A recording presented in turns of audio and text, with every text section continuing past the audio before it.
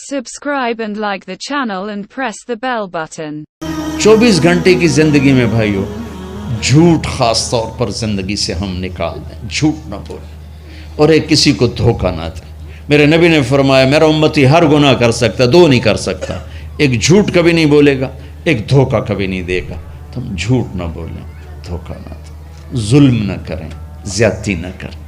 तो जुल्म और ज्यादती से अल्लाह का गज़ब हरकत में आ जाता है। मेरे नबी ने फरमाया मन आदा ज़िम्मियन फ़क़द आदानी, जिसने किसी गैर मुस्लिम को भी दुख पहुंचाया तो उसने मुझे दुख पहुंचाया। जिसने किसी गैर मुस्लिम को दुख पहुंचाया उसने मुझे दुख पहुंचाया। मेरे नबी ने तो अपने साथ रहने गैर मुस्लिमों के साथ इतनी रहमतुल लिल आलमीन का सबूत दिया। हम उनके बर्तन भी अलग करते और बर्तन को हाथ लगाने में धो, बर्तन धो के लाओ, इतनी नफरत का इज़हार। भाइयों मोहब्बत से रहें, अपने कारोबार में हो सच बोलो, सही तोलो, वादा खिलाफी ना करो, वादे से फिरो मत, किसी को धोखा ना दो, किसी को फ्रॉड ना करो। बाजार का दीन सच्चाई है, सही तोलना है और धोखा ना देना है। घर का दीन माँ बाप जिंदा हैं, उनके पैर धो लो, उनकी दुआएं ले लो। घर वाले हो अपनी बीवी से हुस्न सलूक करो, गाली देना, ताने देना, तंज बोलियाँ, अपने घरों को आग ना लगाओ। हमारा जॉइंट फैमिली सिस्टम है, माँ बाप को अपना मकाम दो, बीवी को अपना मकाम दो। हमारा ससुराली मुआशरा जालिम है, दर्द से कह रहा हूँ, जालिम है। हमारा ससुराली मुआशरा जालिम है, चाहे दीनदार कहलाते हों, चाहे दुनियादार कहलाते हों, चाहे पढ़े लिखे कहलाते हों, चाहे अनपढ़ कहलाते हों, जुल्म है। मैं कहाँ से इसकी तावील करूँ?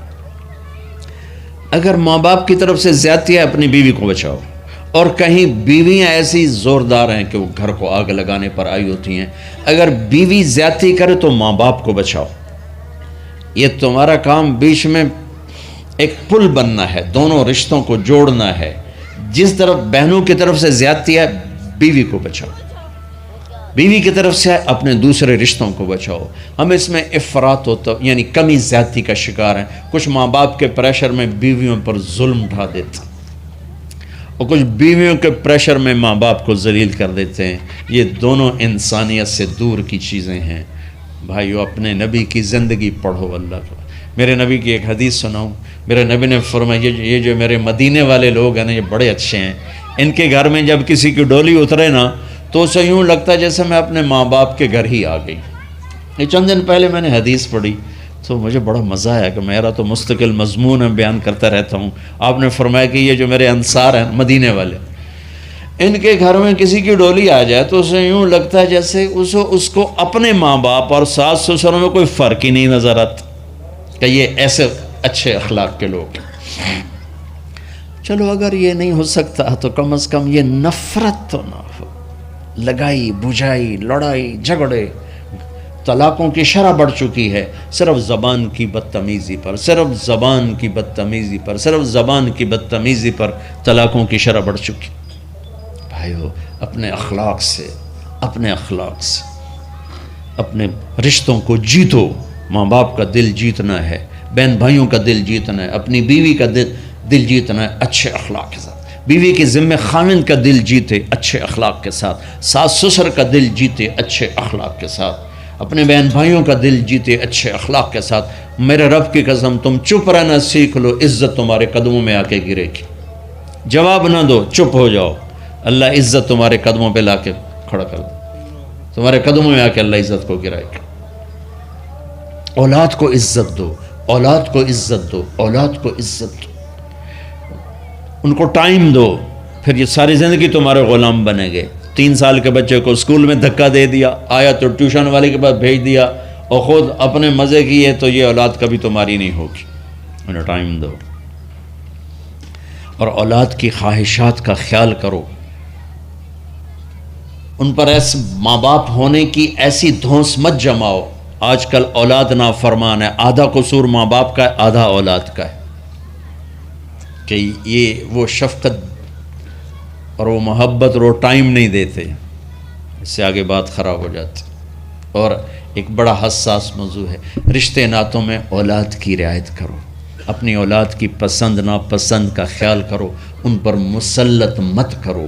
اولاد سے کہتا ہوں کورٹ کی شادیاں نہ کرو، عشق معشوقی کی شادیاں نہ کرو، یہ 99.9% ناکام ہو جاتی ہیں۔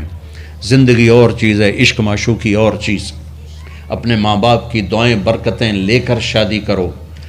لیکن ماں باپ سے کہتا ہوں اگر کہیں بچی کہہ دے میں نے نہیں کرنی یہاں، تو اللہ کے واسطے اس کی رعایت کرو، اس کو گائے بھینس نہ بناؤ کہ جس قلے نال مرضی جا کے بن چھڈو۔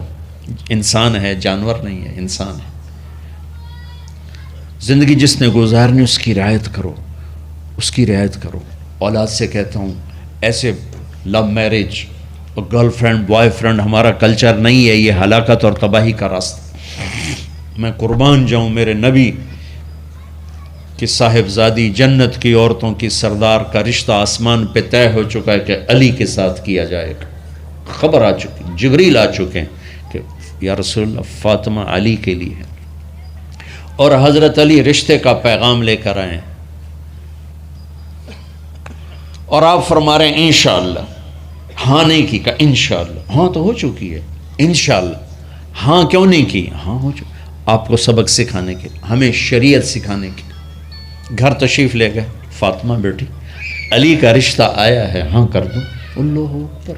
جب جبریل آ کے بتا چکے ہیں کہ یہ رشتہ ہو چکا ہے آسمانوں پر، اللہ نے کہہ دیا ہے کہ فاطمہ علی کا کے ہاتھ میں دی جائے گی، پھر یہ کیوں پوچھ رہے ہیں بیٹی علی کا رشتہ آیا ہے، ہاں کر دوں؟ ہمیں سکھانے کی کہ کتنی بچیاں سسک کے زندگی گزار دیتی ہیں، ماں پیو زبردستی کر دیتے، کتنے بچے سسک کے زندگی گزار دیتے ہیں کہ ماں باپ زبردستی کر دیتے۔ بھائیو اللہ کے واسطے شریعت پڑھو، دین پڑھو، نبی کی زندگی پڑھو۔ حضرت فاطمہ رضی اللہ تعالیٰ عنہ کا انکار کرنا تھا، کیا خیر آج کل کی شریف بچی بیچاری چپ کر کے کہتی ٹھیک ہے جی میں ماں پیو دی مرضی۔ تو فاطمہ جیسی ہستی کوئی تصور کر سکتا ہے؟ کہیں گی نہیں، وہاں سے اقرار ہی تھا، لیکن ہمیں پیغام دینا تھا، سکھانا تھا کہ یا رسول اللہ جیسے آپ بس علی جاؤ لوگوں کو بلاؤ، پھر لوگوں کو بلایا، پھر آپ نے نکاح پڑھایا، پھر رخصتی ہوئی، بلا کر آپ نے فاطمہ کا ہاتھ پکڑا اور یوں علی کے ہاتھ میں دے کر کہا علی تمہیں نبی کی بیٹی مبارک ہو۔ اور پھر فرمایا فاطمہ مجھے جو سب سے زیادہ محبوب تھا میں نے تیرا ہاتھ اس کے ہاتھ میں دے دیا۔ بھائی اللہ کے واسطے اپنی قومی زندگی سے نکلو، رواجی زندگی سے نکلو، پنجاب کی زندگی، پٹھانوں کی زندگی، بلوچوں کی زندگی، سندھیوں کی زندگی، یہ بت ہیں، ان کو توڑ کے نبوت والی زندگی، نبوت والی زندگی، نبوت والی زندگی وہ اختیار کریں گے، ہماری عورتیں بھی سکھی، ہمارے مرد بھی سکھی، ہماری اولاد بھی سکھی۔ تو سارے بھائی نیت کرتے ہیں نا اس کی انشاءاللہ، اللہ تعالیٰ ان کی بخشش فرمائے۔ تو آپ بھائیوں ایک تو یہاں مرکز ہے اسماعیل، وہاں جایا کرو، جمعرات کو آپ کو فائدہ ہوگا۔ آپ کے پاس مسجد میں جماعت آ جائے، ان کے ساتھ بیٹھا کرو، اس سے آپ کو انشاءاللہ فائدہ ہوگا۔ مہینے میں 3 دن جایا کرو، اس سے آپ کو انشاءاللہ راستہ ملے گا۔ اور دعا سے پہلے اگر کسی سے لڑے ہوئے ہو، مستورات میں کوئی کسی سے لڑی ہوئی ہے یا آپ کسی سے لڑے ہوئے ہو، تو کہ میں ہاتھ جوڑتا ہوں، مر جانے والی جگہ پہ کیا لڑائیاں، معاف کر دو، معاف کر دو، معاف کر دو، اللہ پہ چھوڑ دو۔ اپنے نبی کے ایک حدیث سنا کے دعا کرتے ہیں، آپ نے فرمایا مدینے والوں سے، مدینے والوں میرے بعد تمہیں تمہارا حق نہیں ملے گا، کیا کرو گے؟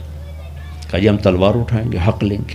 آپ نے فرمایا اگر میں اس سے اچھی چیز بتاؤں کرو گے؟ کہا جی کیا؟ کہا حق کے لیے لڑائی نہ لڑنا، چھوڑ دینا، اور حوض کوثر پہ آ جانا، سارے پورے کروا دوں۔ اب یہ وعدہ مدینے والوں کے ساتھ نہیں ہے، یہ وعدہ ہر اس امتی کے ساتھ ہے جو جھگڑے سے بچنے کے لیے حق چھوڑ دے۔ اپنا حق لو، کوشش کرو، لیکن اگر لڑائی کی شکل ہے واپس ہو جاؤ کہ یا رسول اللہ آپ کے حوالے۔ آپ نے مدینے والوں میں ہمیں بھی شامل کیا ہے، جس کا حق مارا جائے اور لڑے نہیں، چھوڑ دے، صبر کر جائے، میرے انتظار کر آنکھیں بند ہونے کا کہ میرا نبی تیرا وکیل ہوگا اور اللہ جج ہوگا، ان ویکھیا فیصلہ کہیں دا ہوندا ہے۔ پھر تم اپنے حبیب کو اپنا وکیل بنا لو۔